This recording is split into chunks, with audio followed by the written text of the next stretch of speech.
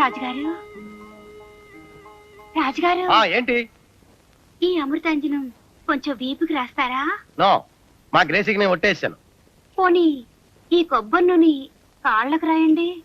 చుట్టుకు రాసి జడయొద్దు, మెడకి రాసి మర్దన చేయండి చాలు. నేను అలాంటి వెధవ పనులు చేయను. ఫ్యామిలీ డ్రామా అన్నాక ఇలాంటివన్నీ తప్పవండి. మరి ఫ్యామిలీ డ్రామా అంటే అది మన అగ్రిమెంట్ లో ఉందా? అయినా నేను మా గ్రేసికి కొట్టేసాను. ఏంటయ్యా పెద్ద ఒట్టేసేసానంటూ ఓవర్ అయిపోతున్నావు. ఇదిగో నువ్వు మరణించి మీ గ్రేసి దృష్టిలో 3 రోజులైంది తెలుసా? ఏంటి?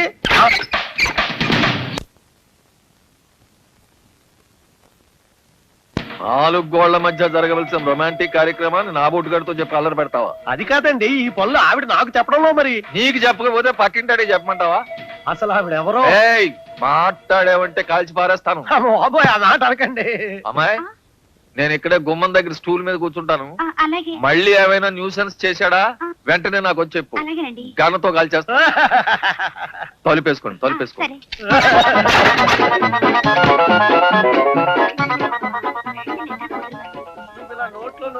బావు గారు, అమ్మాయి చూస్తే చాలా దూకుడుగా ఉంది. మీ వాడేమిటి కొంచెం మెత్తక వ్యవహారంలో ఉన్నాడు? వాళ్ళు ఈ మధ్యనే కొంచెం దెబ్బలాడుకున్నారు బాబు గారు. అన్నయ్య గారు, మీరు వెళ్ళి నిద్రపోండి. వాళ్ళు గొడవలేమో వాళ్ళు పడతారు. అబ్బే, అదేం కుదరదమ్మా. నేను చాలా పట్టుదల మనిషిని. వాళ్ళంతా రాజీకి వచ్చి ఓ దారిలో పడేదాకా నాకు నిద్ర పట్టు. చాలా టైం అయింది, మీరు వెళ్ళి పడుకోండి. నేను ఇలాగే కూర్చుంటాను. ఏమిటి డిలే? బాబాయ్.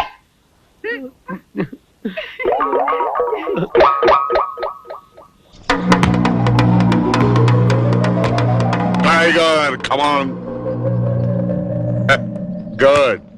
చూడండి సజ్జి, అంతులేని ఐశ్వర్యానికి సువిశాలమైన ఎస్టేట్ కి మేమే రాజులం, చక్రవర్తులం, నియంతలం. ఈ ఎస్టేట్ మొత్తానికి ఆయన ఒకే ఒక సీనియర్ విలన్, నేను ఒకే ఒక జూనియర్ విలన్. చూడండి కుక్క రాజావారు. సారీ, కుక్క రాజావారు వారు, పిల్లి రాజావారు వీరు.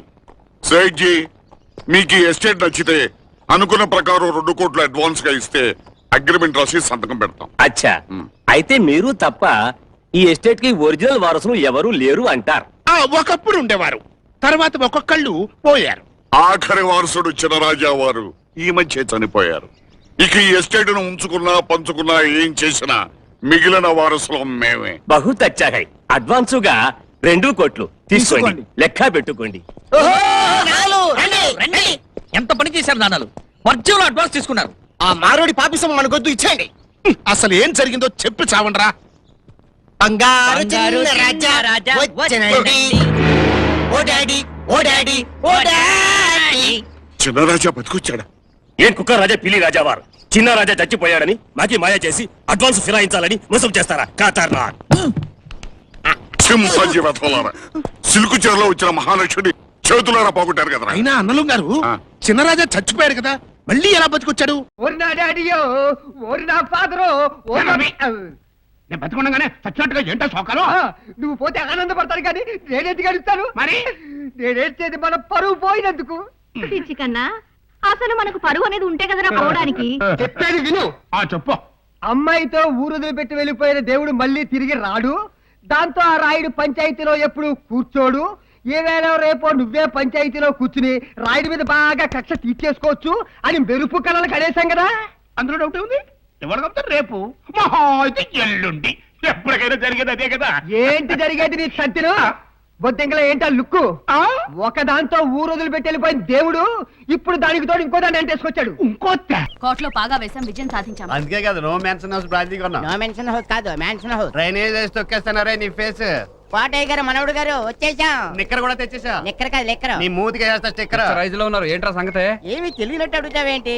ఊరంతా నువ్వే కోటయ్య గారు వారసులు నమ్ముతున్నారు. ఇవాళ రేపు ఆస్తి నీకు రాసేయాలని అనుకుంటున్నారు. ఎవరి పావర్టీ వాళ్ళు పనిచేసుకుంటే నయ్యం. పావర్టీ కాదు, ప్రాపర్టీ. నీకు ఇచ్చేస్తా పురుగుల మంది పార్టీ. కష్టపడి బతకడం నేర్చుకుంటారా. మనం చేసేది కష్టమే, కాకపోతే అందరూ డే టైం కష్టపడతారు, మనం నైట్ టైం కష్టపడుతున్నాం. నువ్వు పార్ట్ టైం కూడా కష్టపడలేదు. రేవులో ఏంట్రా గొడవగా ఉంది, ఏమైంది? చాలా పెద్ద పెద్ద కేకలు వినిపిస్తున్నాయి. దొంగతనంగా జరిగిందేమో. సావిత్రి గారు గొలుసేవాడో కొట్టేశారట. రేవులో విడ్డూరంగా చెప్పు, నువ్వే నా పాడు పని చేసింది. మాట్లాడరా. నువ్వు ఆగు, వీడిని నేను మారుస్తాను. ఎరా, ఈ ఊరు వాళ్ళు చూపించే ఆప్యాయత అనురాగాలు చూస్తూ కూడా నువ్వెలా దొంగతనం చేయగలిగావరా?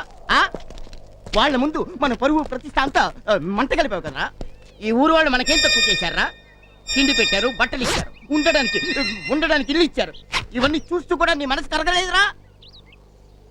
అమ్మా మనసు కరగటం మాట తర్వాత కానీ ముందు ఈ గొలుసు ఎక్కడ కరిగిందాం అనుకుంటున్నా చెప్పరా. అమ్మా నాకు తెలిసింది కాబట్టి ఒకటే కొట్టాను. ఈ సంగతి ఊళ్ళో వాళ్ళకి తెలిసిందనుకో మక్కేసేస్తారు.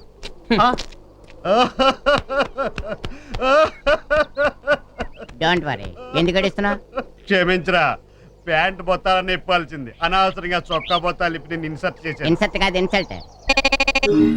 అమ్మా రిజిస్టర్ మ్యారేజ్ చేసుకుందాం అనుకున్నాను, వర్కౌట్ అవ్వలేదు.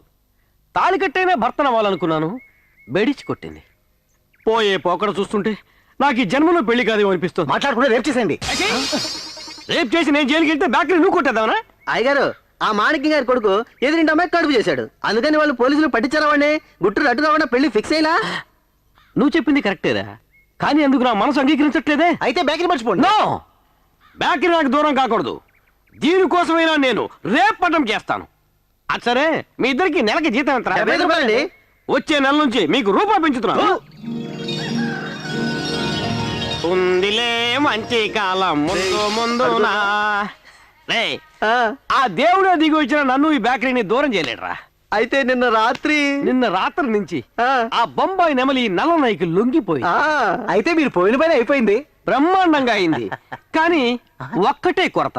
ఏంటి? కరెంటు పోవడంతో సిగ్గుపడ్డ అందాన్ని చూడలేకపోయాను. అయ్యగారు, అమ్మగారు వస్తున్నారు. ఒక్క రాత్రిలో ఎంత మార్పు తెచ్చానో చూశారా?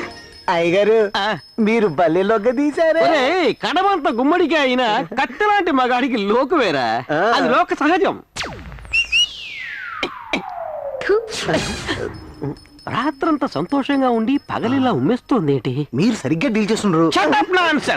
దీని గురించి నాకు చెప్తా ఉంటారా? రాస్కల్. ఏండి పాలు తీసుకోండి. నాకెందుకు బాలు? బాగా టైర్డ్ అయిపోయారు కదా. నేను టైర్డ్ అయినట్టు నీకెలా తెలుసురా? మంచం కింద పడుకున్నావా?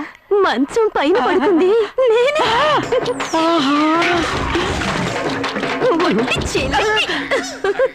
నా ప్రాప్తం ఇలా పాలచెంబైపోయింది.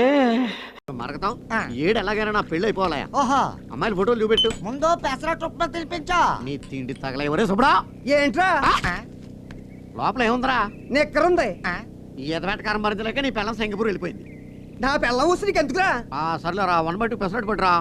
ఇదిగా వడేవర్లా నీకు ఊర్లో పిల్లనివ్వడానికి భయపడి చేస్తున్నారా? నేనేమన్నా వీరప్పని వియ్యకున్నా కాదా? దుర్యోధనుడు దోతవే. నీకు పిల్లల్ని ఇస్తే ఆ పిల్లనితో కాపురం చెయ్యాలా లేక సూర్య గారితో గుండి గీయించుకోవాలా అని భయపడుతున్నారు. అంటే వాడి చావు నా పెళ్లి ఒక్కసారేనన్నమాట. వాడు చస్తేనే గానీ నాకు కళ్యాణ యోగం లేదన్నమాట. వాడు నా పెళ్లి పందిరికి ఫిలమెంట్ లేని బలువు అయిపోయాడు. నా సోమరంగడికి తలుపులు లేని కిటికీ అయిపోయాడు. నీచుడు, నికృష్టుడు అని ఎప్పటికీ నేనన్నాను. నా దుర్యోధనుడు 99 మందికి అన్నయ్య, ధృతరాష్ట్రుడి కొడుకు, అభిమాన ధనుడు. అభిమానించే వాళ్ళకి కొంగు బంగారం, ద్వేషించే వాళ్ళకి దొంగ బంగారం. ఒరే కంగారు పడకరా, వచ్చింది కౌరవుడు కాదు కారు. తెలుగు